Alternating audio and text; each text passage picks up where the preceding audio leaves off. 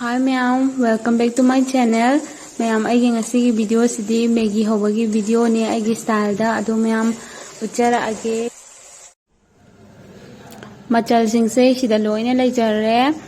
adi thum khitang thum se yakani na idi yam haptre ba ko horen yerum taw da so hapkhidoini na adu murok so sardi hawtamne aduna murok so yam haptre sida tomato leire hawai thok maru leire adu tilhau leire kobi khitang leire to ma'am hona batorase hawdo male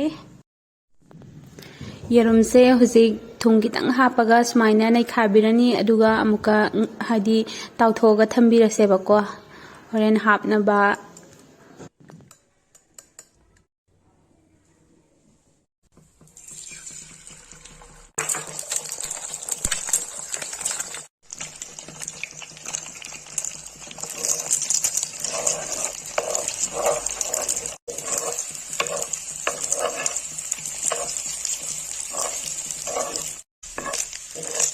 Hujik pura mun sale lauthok pa yani aduna lauthok adum thamgraje bako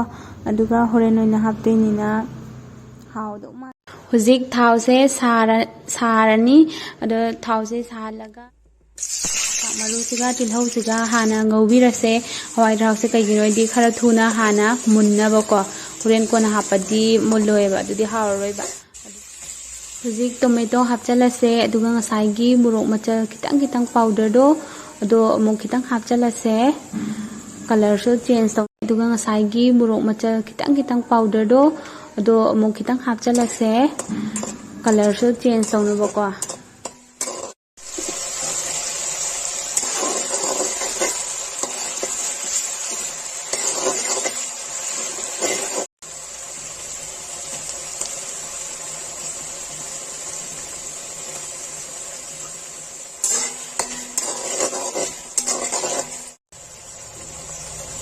aina hujiko vinegar kitang hapkhimne bako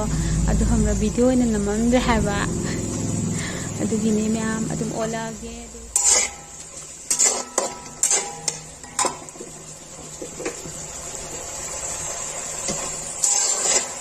hujik ising kitang hapase aduga ising se hapaloirakanda ngasai gi Maggi powder masala manung de yawbodo adu mo hapase adu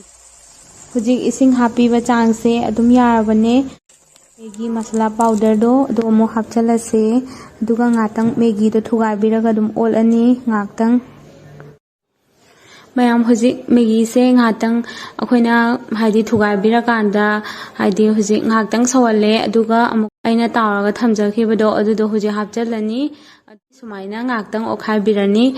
aduga mayam aigi Maggi thongbase loisalli mayam adu mayam so try tawbining basingna tawbiyo yam thina hawbane. Thank you so much for watching my video. Love you all.